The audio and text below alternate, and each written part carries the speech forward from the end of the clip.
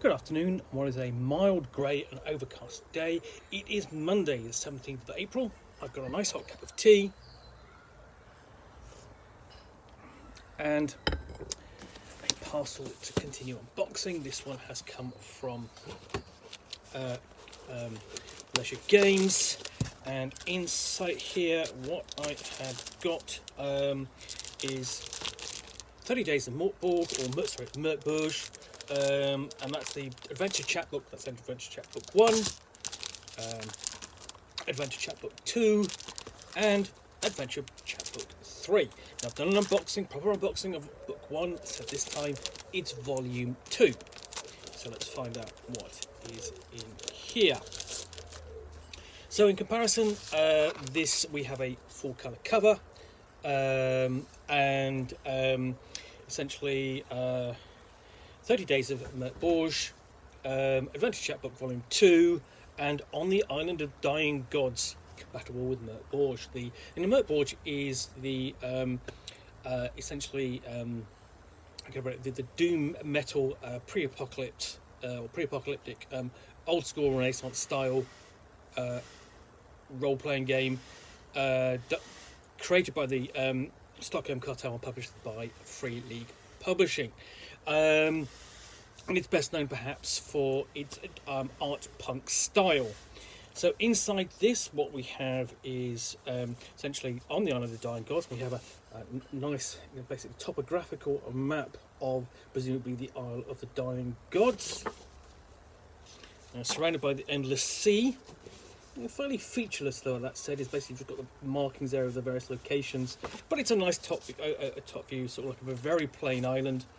And inside, and it says essentially this is this book expands the one-page one-shots taken from my digital offering, 30 Days of MÖRK BORG, and the second volume is the second volume in a planned series of 10. For this volume, we've focused on creating 3 distinct modules within a larger keyed of the setting. There's still plenty of room for improvisation and substitution at your table.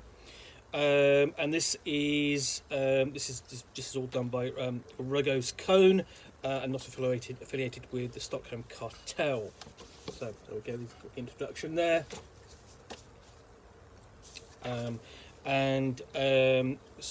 at the Island of the Dying Gods, across the endless sea, past the shoals of suffering and the corpse swell, is the Island of the Dying Gods. Nested on the island's verdant hillside, the apostolical town of New Galgenbeck welcomes a steady stream of outcasts and religious heretics. So the mention of Galgenbeck there does kind of tie it into the setting of MÖRK BORG, with its city of Galgenbeck, and so on, and that also ties in a bit because you've got a district called Galgenbeck in Cyborg.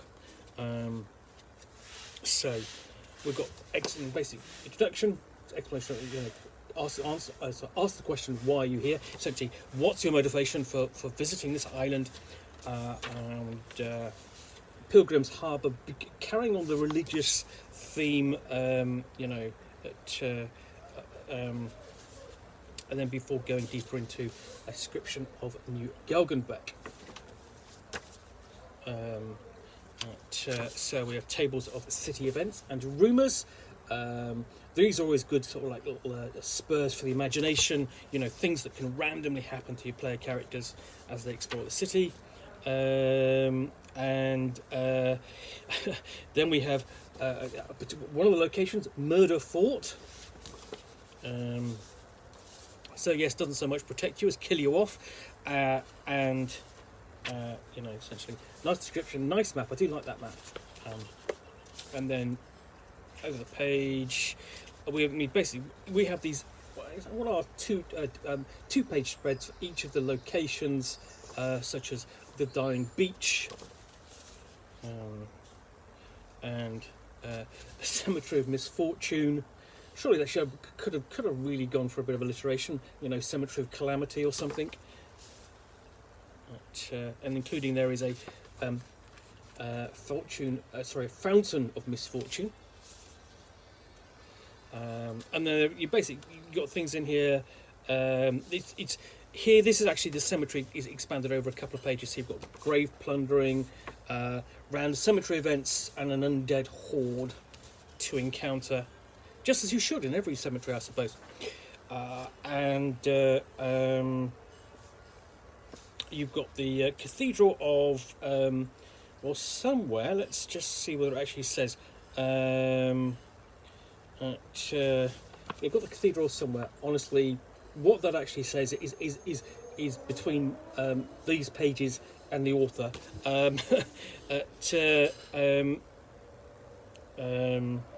But again, we have nice 3D topographical map of the cathedral there.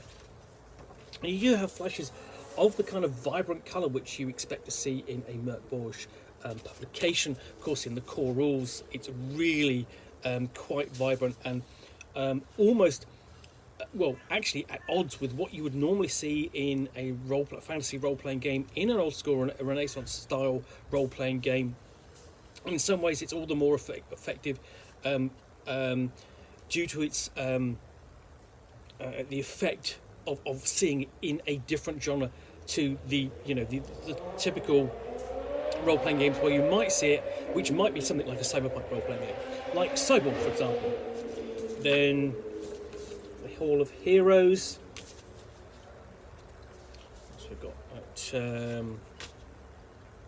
and we have the Clash of Sorrows, and we're proceeding through the cathedral and investigating its various locations. Like, you've got Weezer's cave, which is a mammoth pile of mouldering carcasses, lies at the bottom of this chasm in front of a jagged cave entrance. And down there you've got a forgotten vault. And so throughout, what you've actually got is, it's a little bit underplayed here. I've seen it done better in other role-playing games. For example, in other scenarios, anything from Necrotic Gnome really does a kind of thing better, where you've got an excerpt of the map and on the same page as as the actual location description is given. It's a bit dark here. Right, so anyway, down there you're going to encounter the Bishop, and then beyond we have the House of Lost Hopes.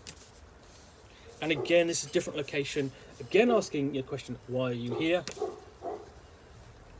And then encounters along the coast. A little bit of expansion upon the area immediately around the House of Lost Hopes. Creatures you might encounter, giant toads, giant crickets, and then the Hunters Under the Curse. And so they're the denizens of the house, and doomed to stay there by this curse. And then we've got the description of the hunting lodge. And then some strange creature there, some monster. Before we have Gaust's hovel, and a fungal cave, Gaust himself.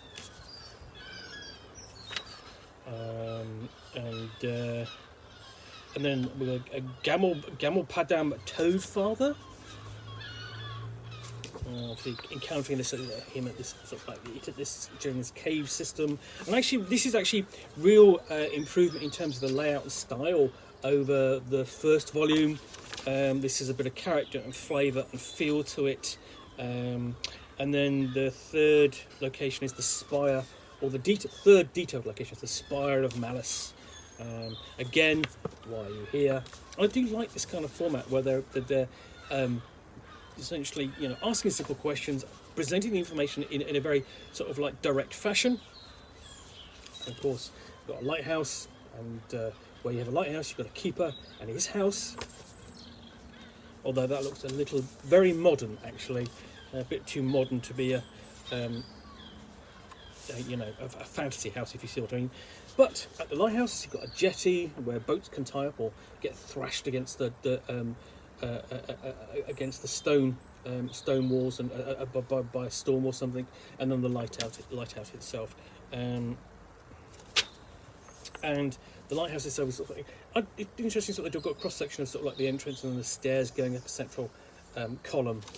Normally you kind of have a column on the sort of like the inside of the walls, but here it's going up a central column with rooms around it. up and up, and so it's incredibly, it's quite such a tall spire, and now we reach the top, and you've got the blazing light of the lighthouse, and then at the top they've got the chance of transfiguration and the effect of the light. Perhaps, you know, you'll be one with your gods, even it has been a forgotten god. And then items of ill repute, we have several nasty devices there, also very nicely illustrated, and more quite some vile devices. You know, you can again, yes, that's very. I like the way you know, this makes me powerful, but I don't like what it looks like. And then list of the dead gods at the back there. So yeah, that is 30 Days of MÖRK BORG Adventure Chapbook Volume 2 on the Island of Dying Gods. That's a really nice presentation. Basically, it's a nice evolution. You can see it sits into the first one, and there's some interesting kind of adventure locations in there, all built into sort of like a mini sandbox. So that's a nicely sort of self-contained book. Anyway, hope you've enjoyed this unboxing in the Nook. If you have, please do click on the like button down below, and of course if you've got any comments or feedback, I do appreciate you taking the time to post those. And lastly, if you want to be alerted to yet more unboxings in the Nook, where you'll see me out here with a package containing a book or game such as this, which I will unbox and chat about to the best extent of my knowledge for roughly 10 minutes or so, all of course accompanied by a nice hot cup of tea, then please do hit the subscribe button down below. Thanks again for watching another unboxing in the Nook. Be back again soon with another one. Bye for now.